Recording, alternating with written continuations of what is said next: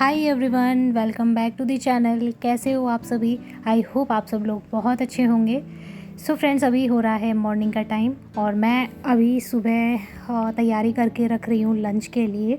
तो आज है दिन सोमवार का और अभी सुबह सुबह का टाइम हो रहा था। नाश्ता वगैरह करने के बाद मैं जैसे ही अपने किचन क्लीनिंग वगैरह से फ्री हुई, थोड़ा अपना काम वगैरह निपटाया, तो यहाँ पर आ गई थी अपने दोपहर की फिर से तैयारी करने के लिए, लंच की तैयारी करने के लिए। तो जो पूरा दिन होता है वो हम हाउसवाइफ़ का, हम लेडीज़ का कुछ इसी तरीके से गुज़रता है। कई बार मैं लोगों को ये कहते हुए भी सुनती हूँ कि घर में ही रहती हैं लेडीज़ लोग, हाउसवाइफ़ घर में ही रहती हैं, वो क्या करती हैं, कुछ भी तो काम नहीं होता, दिन भर बैठे रहो बस आराम से। लेकिन ऐसा नहीं होता है, क्योंकि काफ़ी सारे लोग ऐसा सोचते हैं, ऐसी नेगेटिव थिंकिंग उनकी होती है। तो मैं उनसे बस एक ही चीज़ कहूँगी कि जो काम हाउसवाइफ़ करती है ना, अगर उस काम की गिनती हो जाए तो न जाने क्या हो जाएगा। क्योंकि दिन भर में इतने सारे काम रहते हैं। पहले मैं हमेशा सोचती थी कि मम्मी से कई बार कहती भी थी कि आप पूरे दिन भर काम में लगी रहती हो, ऐसा भी क्या काम होता है जो आप थोड़ी देर बैठ नहीं सकती या फिर थोड़ी देर के लिए टाइम अपने लिए नहीं निकाल सकती। तो मम्मी कहती थी मुझसे कि बेटा कोई बात नहीं, जब तेरी शादी हो जाएगी तब तुझे इस चीज़ का एहसास हो जाएगा कि क्या काम होते हैं एक हाउसवाइफ़ के घर में। तो वाक़ई में उस चीज़ का मुझे अब एहसास हो रहा है। काम कभी भी वाक़ई में ख़त्म नहीं होते। जितने ज़्यादा काम होते हैं, हम जितने ज़्यादा करते जाते हैं, उतने ही ज़्यादा अभी आगे हमारे लिए बचे हुए रहते हैं सारे काम। तो अभी मॉर्निंग में मैंने जैसे ही नाश्ता वग़ैरह किया, उसके बाद पूरा किचन वग़ैरह क्लीन किया, पूरे घर की क्लीनिंग करी, सब कुछ किया, फिर नहाने चली गई थी। फिर उसके बाद मैं दोबारा किचन में आई, तो वह एक तरफ से सुबह की ड्यूटी हमारी ख़त्म हो जाती है और तुरंत दोपहर की ड्यूटी स्टार्ट हो जाती है। तो बस अभी थोड़ा-सा ये काम भी मेरा बढ़ गया था कि मुझे बाहर दिख गई थी बहुत ही अच्छी तेज़ धूप। तो धूप में अक्सर जैसे कपड़े सुखाने के लिए रख दो, तो फिर कपड़ों से जो गंदी स्मेल होती है वो चली जाती है। तो फिर हमारा हमेशा का ये होता है, पहले से ही हम लोग इसी तरीके से करते हैं और काफ़ी सारे लोग करते भी होंगे कि कपड़े वगैरह धूप में डाल देते हैं। क्योंकि अगस्त और सितंबर की जो धूप होती है बहुत तेज़ होती है और इस धूप में हम लोग जो बेड में रखे हुए कपड़े हैं या कोई भी कपड़े हैं जिन पे स्मेल आ रही है, तो अगर धूप में डाल दो तो फिर बिल्कुल भी स्मेल नहीं आती और आप लोग सामने से देख भी सकते हो, लोगों ने डाले हुए भी है। लेकिन अभी मैंने सिर्फ़ और सिर्फ ये जो ब्लैंकेट हम लोग रखते हैं वही डाल दिया था। ये ब्लैंकेट एक्चुअल में इसलिए रखा जाता है हमारा, क्योंकि रात के टाइम पे जैसे खिड़की खुली रहती है ना, तो नदी की बहुत ठंडी हवा आती है और इस वजह से ब्लैंकेट डालना ज़रूरी हो जाता है, नहीं तो रात को ज़ुकाम हो जाएगा, बुखार हो जाएगा, इसलिए हम लोग ब्लैंकेट डालते हैं। उसके बाद मैं आ गई थी फिर से अंदर और आज मुझे इतना ज़्यादा सर दर्द हो गया था इस मलाई को बनाने की वजह से कि मैं क्या बताऊँ।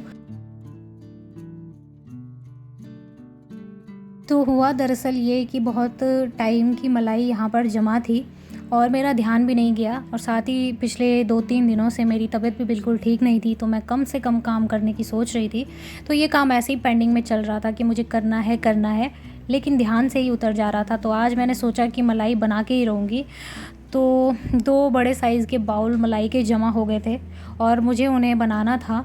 तो जो फर्स्ट वाला था, जब मैंने उसको बनाया तो उसने मेरा इतना दिमाग ख़राब कर दिया कि मैं इतनी परेशान हो गई थी। मैं जैसे ही उसको चलाने लगी तो वो पूरा बिगड़ गया और ये मलाई को मिक्सी में चलाते-चलाते मुझे तकरीबन 1 घंटा तो हो ही गया था। इतनी ज़्यादा मैं परेशान हो गई थी और जो मिक्सी का जार होता है ना, वो जार भी शायद से ख़राब हो गया था। उसका ढक्कन उठ रहा था ऊपर और पूरा जितनी भी मलाई मैंने फेंटी थी वो पूरी बाहर गिर रही थी। तो इतनी मुश्किल से मैंने आज ये मक्खन निकाला है, मैं ही जानती हूँ कितना मुश्किल था आज का दिन मेरे लिए। और कभी-कभी होता भी है, कभी-कभी कोई दिन तो ऐसा चला जाता है कि उस दिन काम का बिल्कुल पता नहीं चलता, लेकिन कभी-कभी ना छोटे-छोटे काम भी आप पे इतनी आफ़त दिला देते हैं कि समझो ऐसा लगता है हमने पूरे साल भर का काम आज एक दिन में किया हो।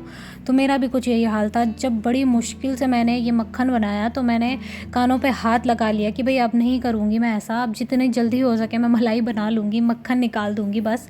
अब ऐसा रुकने वाला काम मैं नहीं करूँगी। तो जो काम जब होता है ना उसको उसी टाइम पे कर दो तो सही रहता है। नहीं तो अगर आगे आप बढ़ाते चले जाओगे उसको तो फिर आपका वो काम बहुत डबल टाइम भी लेगा, साथ ही आपकी डबल मेहनत भी ले लेगा। तो आज मेरे साथ बस कुछ उसी तरीके का काम हो गया था। तो बस एक तरफ मैंने मक्खन को पकने के लिए रख दिया था गैस पर और काफ़ी अच्छे से उसका घी बन गया था, काफ़ी सारा घी बन गया था क्योंकि मक्खन तो बहुत टाइम का था, मतलब ये जो मलाई थी काफ़ी टाइम की थी। और बस उसके साथ ही दूसरी तरफ चूल्हे पे मैंने चढ़ा दिया था दाल और उसके बाद देखिए मैंने ये घी निकाल दिया। तो फाइनली अब जाकर इतना घी बना है, इतनी मेहनत के बाद बना है, पर घी का स्वाद बहुत ज़बरदस्त था, खुशबू पूरे घर में फैल गई थी घी की। और ये जो कटोरी पे रखा हुआ है, ये घी से निकला हुआ जो बच जाता है ना, वो है, ये बहुत टेस्टी होता है खाने में, लेकिन इसको ज़्यादा नहीं खाना चाहिए क्योंकि इसको खा के ना तुरंत एसिडिटी हो जाती है और इसलिए मैं ये रिस्क नहीं लेती हूँ। तो थोड़ा सा ही मैंने चखा, उसके बाद इसको ऐसे ही रहने दिया। तो अभी हो रहा है शाम का टाइम, हस्बैंड मेरे आ चुके हैं और उन्होंने बोला कि थोड़ी सी चाय बना दो। तो मैंने थोड़ी सी बनाई है अपने लिए, ज़्यादा नहीं, क्योंकि आज पूरे दिन भर मैंने चाय नहीं पी। मैं पूरी कोशिश कर रही हूँ कि छोड़ दूँ, लेकिन सुबह से मेरी हालत इतनी ख़राब हो गई थी, जब भी चाय बना रही थी मुझे ये हो रहा था कि कब मैं पीऊँ। तो बस मैंने थोड़ी सी चाय निकाल ली अपने लिए भी और थोड़ी सी इनको दे दी थी। तो उसके बाद मैं यहाँ पे रात के डिनर की कर रही हूँ अभी तैयारी। तो डिनर में आज मुझे बनानी है मशरूम की सब्ज़ी। तो जैसे ही मैंने मशरूम निकाली मुझे दिखी थोड़ी सी मशरूम, ज़्यादा नहीं थी, और थोड़ी सी मशरूम से क्या होता। तो फिर मैंने ये जो सोया चंक्स होते हैं निकाल दिए, सोया बड़ी जो होती है। तो फिर मैं इसकी सब्ज़ी बनाऊँगी। इसको मैंने रख दिया था गर्म पानी में डाल के बॉईल होने के लिए, अच्छे से ये हो गया था बॉईल। उसके बाद मैंने इसका सारा पानी निकाल दिया और उसके बाद जो है मैंने यहाँ पर लगा रही हूँ उसका तड़का। तो सिंपल सी ही बना रही हूँ, जैसे कि हमेशा बनाती हूँ, सिंपल ही सब्ज़ी बनाती हूँ और इनको भी बहुत ज़्यादा पसंद आती है। तो जब इस तरह से बनाते हैं ना सब्ज़ी, एक वो वाली फीलिंग आती है जैसे हम होटल में खाते हैं ना मंचूरियंस वगैरह। तो कहते भी हैं कई बार लोग कि खाने का जो स्वाद होता है ना, वो चखने से पहले ही हमारी आँखें अंदाज़ा लगा लेती हैं कि खाना कैसा बना होगा। अगर खाना बहुत ज़्यादा टेस्टी बना है और वो दिखने में अच्छा नहीं है तो फिर खाने का मन नहीं करता, और अगर खाना दिखने में अच्छा है और स्वाद ओके ओके है तो फिर वो बहुत अच्छा लगता है, उसको खाने का अपने आप ही मन होने लगता है, क्योंकि प्रेजेंटेशन बहुत अच्छी होनी चाहिए। उसी तरीके से मैंने भी आज कोशिश की कि बहुत अच्छी करूँगी। और यहाँ पर मैंने खूब सारे प्याज डाल दिए, मतलब 2 प्याज बड़े बड़े साइज़ के थे, उनको मैंने लंबा लंबा बारीक सा चॉप करके डाला। उसमें डाला मैंने टमाटर, लाल मिर्च, हरी मिर्च। तो ये देखने में बड़ा प्यारा लग रहा था, अलग अलग 3-4 कलर ना डिफरेंट से, अलग अलग कलर बहुत प्यारे लग रहे थे। तो बस उसके बाद मैंने इसमें नमक, मिर्च मसाला, थोड़ी सी कश्मीरी लाल मिर्च वगैरह सब डाल दिया। और उसके बाद मैंने इसमें डाल दी थी सब्ज़ी जो मैंने रखी थी, थोड़े से मशरूम और थोड़ी सी जो ये बड़ी थी, लेकिन मैंने पहले मसाले को अच्छे से पकने के लिए रख दिया और उसके बाद ही मैं इसमें डालूँगी। तो बहुत ज़बरदस्त सब्ज़ी बनी थी और मेरे हस्बैंड को तो इसी तरह से सब्ज़ी बहुत अच्छी लगती है जब मैं बनाती हूँ, तो उनको यही पसंद है। तो बस अभी सब्ज़ी वगैरह तो बन चुकी थी, उसके बाद मेरा काम बचता है रोटी बनाने का।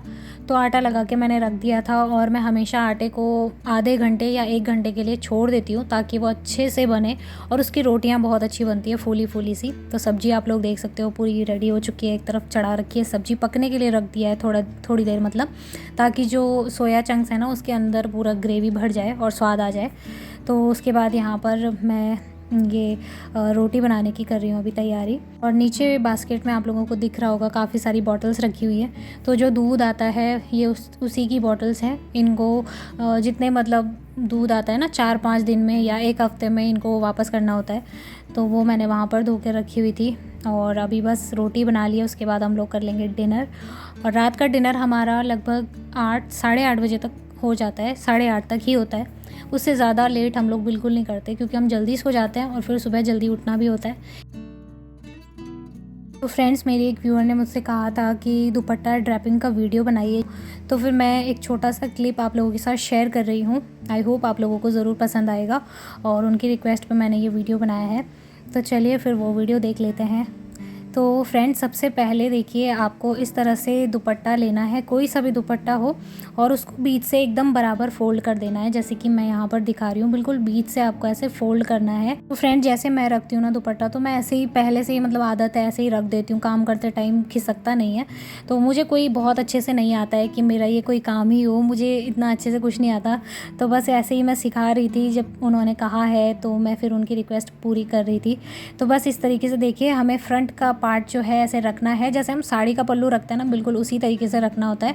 और ये देखिए फिर पीछे से जो ये दुपट्टा है इसको पकड़कर और ऐसे कमर की तरफ से घुमाकर लाना होता है, और दुपट्टे को फिर आप खिसका सकते हो इस तरह से, और इसको बस घुमाते हुए ना हमें फ़ोल्ड कर देना है।